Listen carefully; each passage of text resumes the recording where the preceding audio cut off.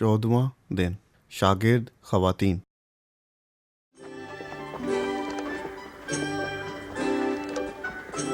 اور یسوع گاؤں گاؤں اور شہر شہر خدا کی بادشاہت کی منادی کرتے رہے۔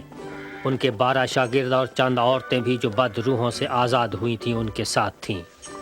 مریم جو مگدلینی کہلاتی ہے، یوحنا ہیرودیس کے دیوان خوذا کی بیوی، اور سوسنہ۔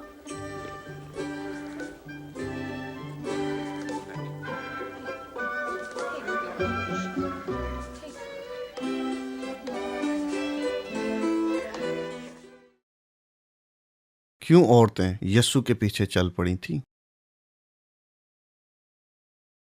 خواتین کا ذکر ان کے ناموں کے ساتھ بطور خاص کیوں کیا گیا؟ میرے لیے یہ کیوں اہمیت رکھتا ہے کہ یسوع میرا نام جانے؟